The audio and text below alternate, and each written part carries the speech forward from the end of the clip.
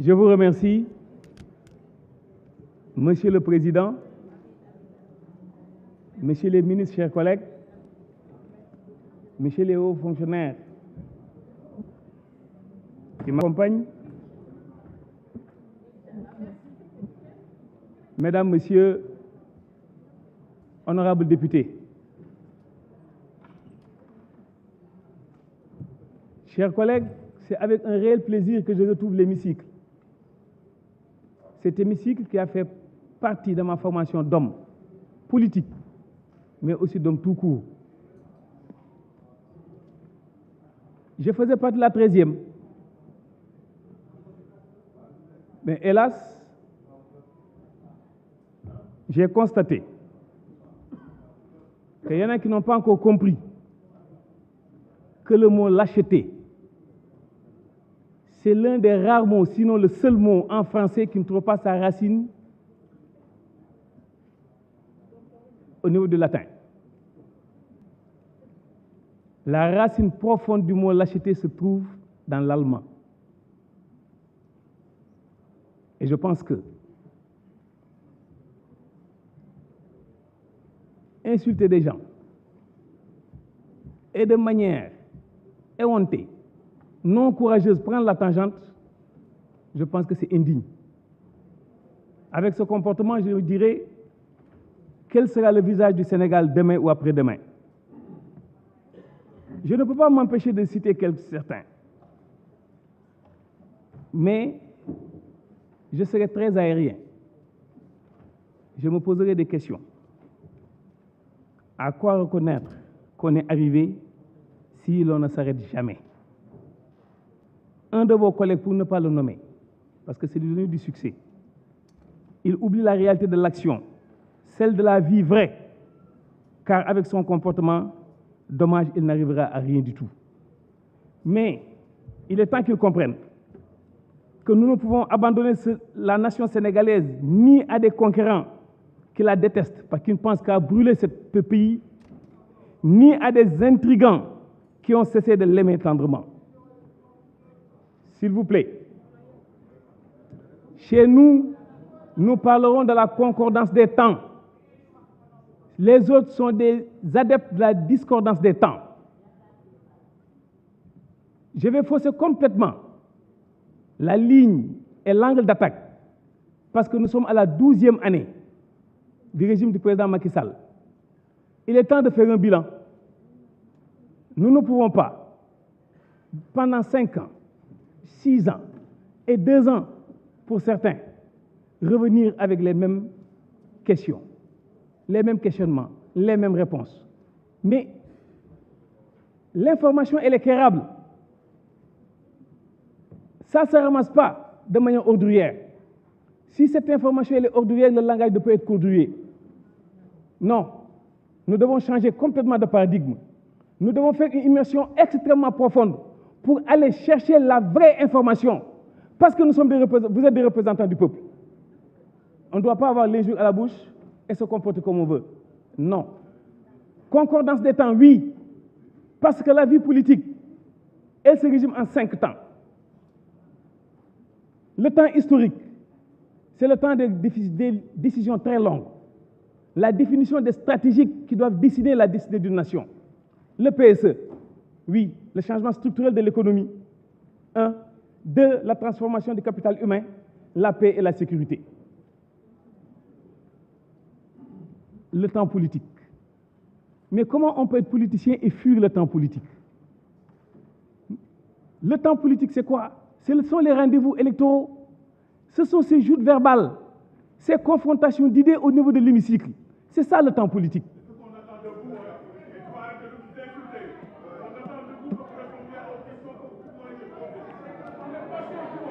Monsieur, il n'y a que la vérité qui blesse.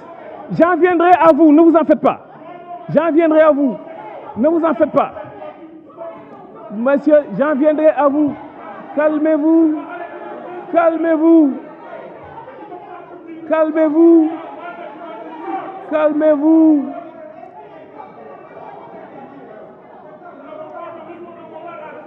Monsieur,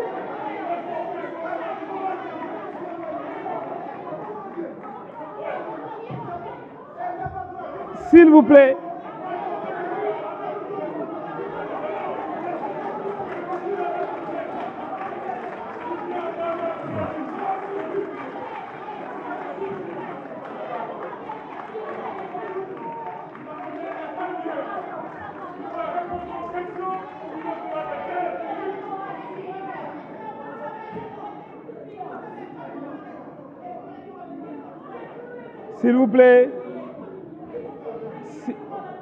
S'il vous plaît.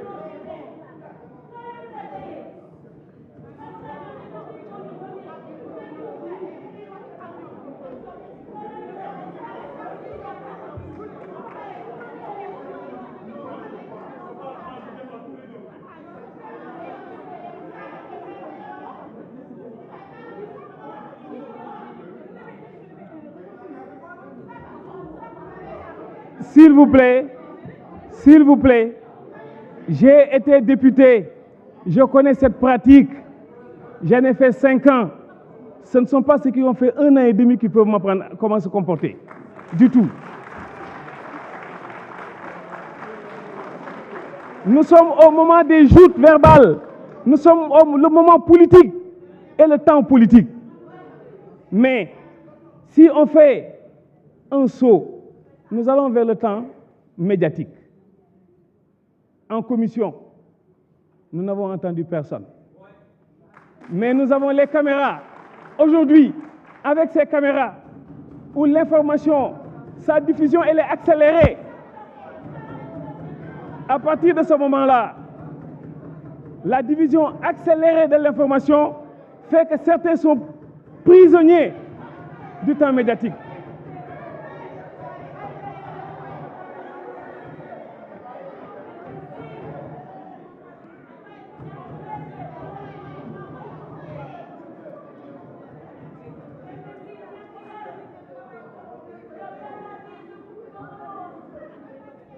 Après, nous avons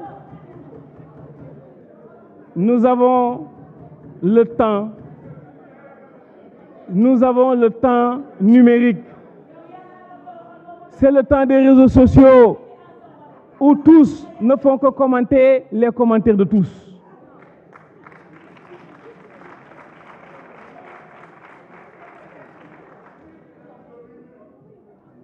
Nous arrivons au temps pratique. Ce temps que les Sénégalaises et Sénégalaises utilisent pour mettre en évidence et en valeur le génie créateur, ce génie qu'ils ont, mais aussi mettre en évidence leur humanité. Je m'attendais à ce qu'on nous parle de l'économie politique, à ce qu'on nous parle de l'économie maritime. Je ferai une transition, parce que sachez que le Sénégal ne sera plus le Sénégal s'il refusait à jamais de regarder vers le grand large, si on se figeait dans l'illusion d'un passé fantasmé, si l'on renonçait à prendre toute sa part à la destinée d'un continent africain. 60 ans, nous avons hérité de 3 ports, Dakar, Kaolack, Ziguinchor. En 12 ans, oui, je parlerai du président Macky Sall, en 12 ans, 3 ports. Le port de Dakhonga, le port de Sendou-Bargny et le port de Ndayane. Un investissement qui tourne globalement autour de 700 milliards de francs CFA. Mais si on nous demande au ministre des Finances, nous devons vous, quelle est la contribution de l'économie maritime dans le budget du Sénégal? Je pense que nous aurons besoin de plus d'une session. Parce que tout transite par ce port qui transporte 92% de nos échanges au plan international. Et nous allons embrayer avec cette nouvelle stratégie portuaire. Ndayane, qui fera moins 12 mètres de tirant d'eau. Certains peuvent s'énerver parce que ce que je dis, c'est chinois pour eux. Parce que s'ils se permettent de parler d'économie maritime avec moi, je pense qu'il y a matière à réflexion. Mais qu'ils prennent le temps d'écouter pour apprendre. Nous aurons un port profond, en eau profonde de moins 18 mètres de tirant d'eau. Nous aurons un port qui va accueillir des Panamax Un Panamax, c'est un navire qui prendra au moins 15 000 conteneurs. Tous ces pays de l'Interland, tous ces pays de Northern Range n'auront plus à être touchés par ces masses de vaisselle. Non, Dakar sera un hub, Dakar sera un port de transbordement. Et à partir de ce moment-là, l'économie maritime va être boostée. Comment? Pourquoi? Parce qu'il y aura ce qu'on appelle des feeders. Le langage est très technique ce soir, parce que je ne rentre pas dans la polémique. Et ces feeders permettront d'éclater ces conteneurs à partir du port de Dakar. Et Dakar va se trouver au niveau de la liste de Gioitaro en Italie, Algeciras en Espagne et Tanger Med qui aujourd'hui constitue une révolution en matière portuaire. Et rassurez-vous que la nouvelle stratégie portuaire sera une révolution et rentrera en droite ligne avec ce Sénégal émergent. De manière ramassée, pour faire plaisir à certains, parce que ce que je dis, c'est trop technique pour eux. Je vais descendre mon hélicoptère. Le quai de pêche, le quai de pêche, le quai de pêche.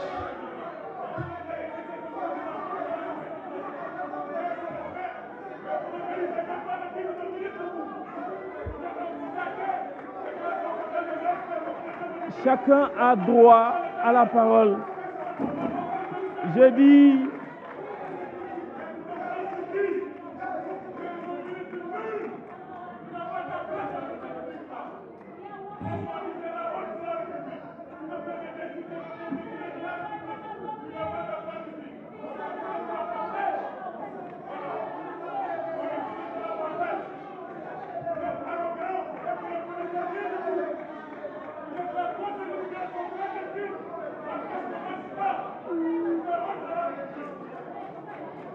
merci. C'est le temps politique.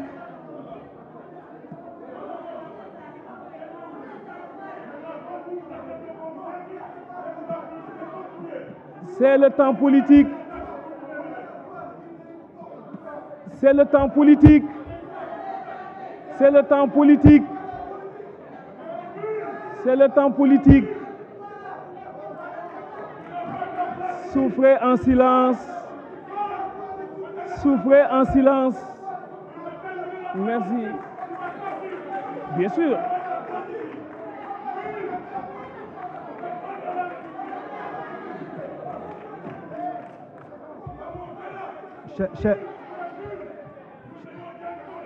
Chers collègues, chers collègues, chers collègues,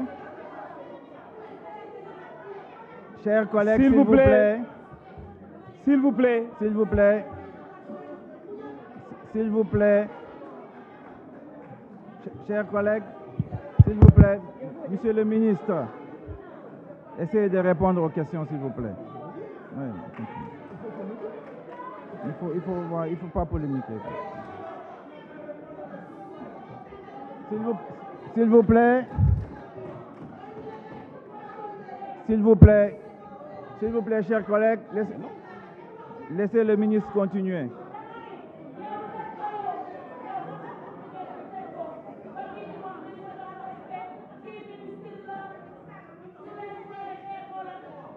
S'il vous plaît. S'il vous plaît. Madame, honorable député. Chers collègues. Honorable député. Chers collègues. Je vous demande.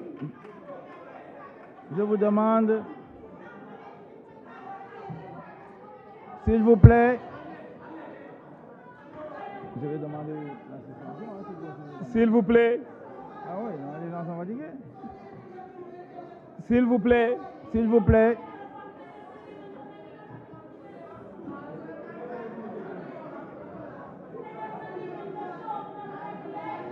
Mais, Monsieur le Président,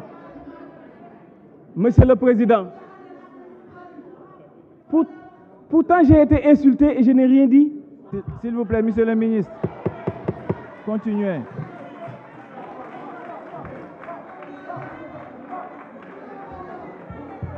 Je vous dis, pour le port de Ndayane, le port de Ndayane, le port de Ndayane prévoit 150 000 emplois.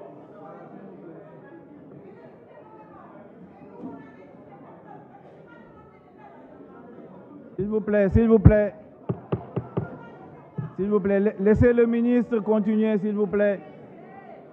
Le port de Ndayane a une projection de 100 à 150 000 emplois. Pour le quai de pêche de Mbour, pour le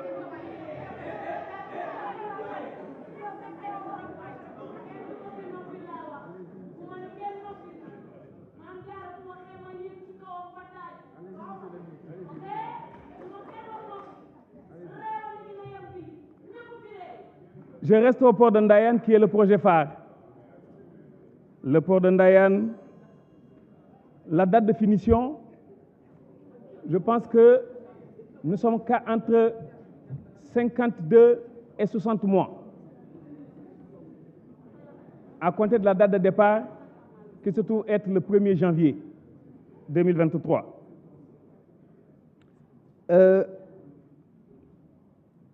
L'honorable député Sanu Dione, effectivement, nous ferons un suivi parce qu'il y a un travail qui a été fait par rapport au désencombrement aux alentours du port de Dakar.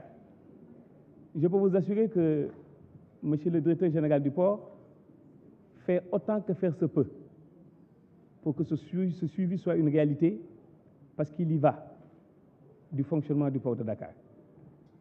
Et vous savez qu'au début, c'était difficile. Il a fallu beaucoup de courage, d'abnégation, mais aussi de volontarisme.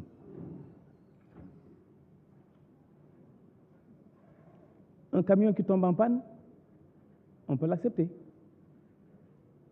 Les généraliser pose problème. Parce que pendant ces 30 dernières années, il n'y a pas un seul jour où je ne suis pas dans le domaine portuaire. Il arrive qu'il y ait des camions qui tombent en panne. Mais de manière exponentielle, non. Parce qu'il y a des agréments qu'une commission délivre à ces camions qui rentrent dans le port sur la base minimum d'une visite technique délivrée par les autorités compétentes. Un pneu qui crève, ça peut arriver. L'honorable député Aïda Sougou, pour le marché aux poissons, quand j'ai pris service, l'eau et l'électricité étaient en passe d'être coupées.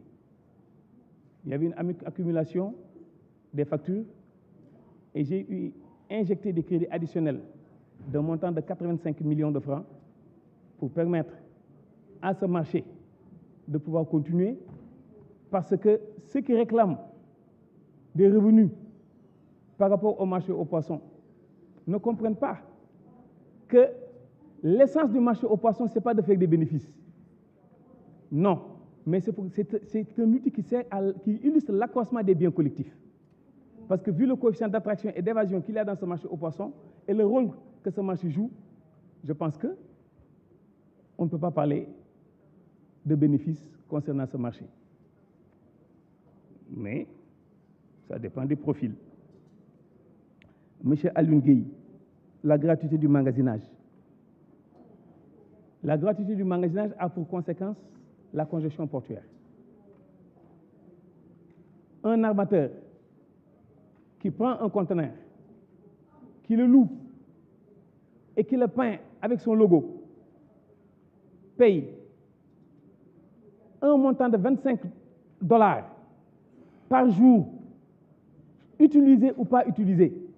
C'est ce qui justifie les surestaries au niveau des armateurs et le magasinage et du ressort de Dubaï Port, qui a fait son investissement, et un investissement doit être rentable. Le conteneur ne peut pas être transformé en magasin de stockage. Et si c'est le cas, après le free time de 9 jours, automatiquement, il y a une facturation qui est déclenchée en fonction du poids et de la nature de la marchandise Et le prix est en fonction de la cherté de la marchandise et la catégorie de la marchandise qui peut supporter une charge supplémentaire ou pas. Un conteneur de riz paierait en magasinage 400 et quelques francs la tonne. Un conteneur de whisky paierait 23 000 francs la tonne. C'est la valeur de la marchandise qui détermine le taux du magasinage. Au niveau du FAF,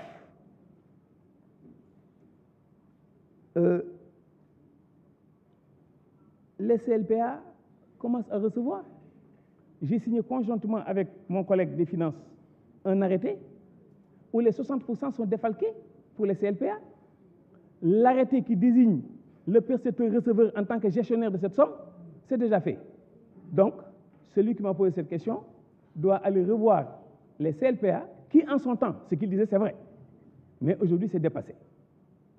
Donc, il devait avoir la possibilité de mettre à jour le représentant du peuple qui porte en bandoulière sa revendication. Le centre de Foundiougne, oui, ça sera programmé. Je verrai les services compétents, dont M. Ousmane Diaye, qui est là, qui va y descendre pour faire le diagnostic et la collecte des informations. Et en venant, je dois venir avec des solutions et non pas venir constater.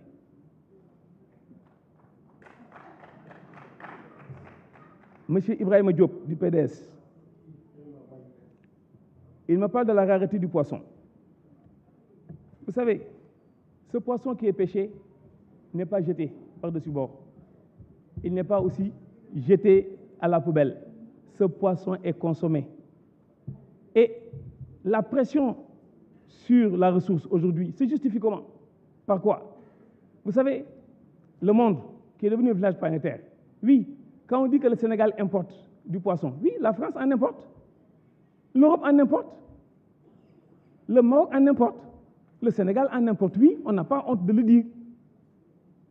S'il n'y avait pas cette importation de poissons, il n'y aurait pas ces licences qu'on a signées avec l'Union européenne. Donc on ne peut pas se poser des questions à savoir est-ce que le Sénégal importe du poisson. Oui, nous importons, nous l'assumons, parce que ça fait partie de la réalité du monde. C'est en 1882. 1882, on a atteint le milliard de personnes dans le monde. En 1982, on a eu 2000 milliards. Et depuis 1982,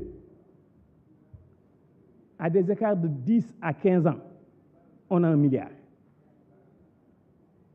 Mais ce milliard est à nourrir. Ce milliard est à nourrir, ce ne sont plus les mêmes quantités.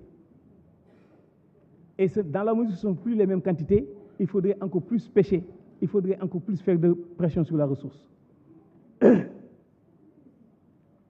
À partir de ce moment-là, nous devons être beaucoup plus créatifs. Bonjour, l'aquaculture. Et entre le 15 et le 17 décembre, comme il l'a souligné le président Abdou Mbow, il y a une délégation qui sera là, qui a déjà visité Sédhiou, qui est la zone aquacole, et qui demeure dans la zone aquacole. S'il y a des députés, parce que je n'arrête pas d'inviter les députés, depuis l'année dernière, en commission en plénière, de venir. Les livres sont ouverts. Les livres sont ouverts. Mais quand on lit à l'envers, ce n'est pas la peine de venir. Je vous remercie. Merci. Je vous remercie, Monsieur le ministre. Le ministre des Finances et du Budget, vous avez la parole pour 10 minutes. Vous avez la parole pour 10 minutes. Voilà. S'il vous plaît, Monsieur le Président. S'il vous plaît, Monsieur le ministre. S'il vous plaît, Président. S'il vous plaît, chers collègues. S'il vous plaît, chers collègues, le ministre des Finances a la parole. On vous écoute, Monsieur le ministre. Oui, Monsieur le Président, honorables députés. Là, je pense qu'à la suite de mon collègue Pape Sagna Mbaye, je voudrais d'abord cadrer la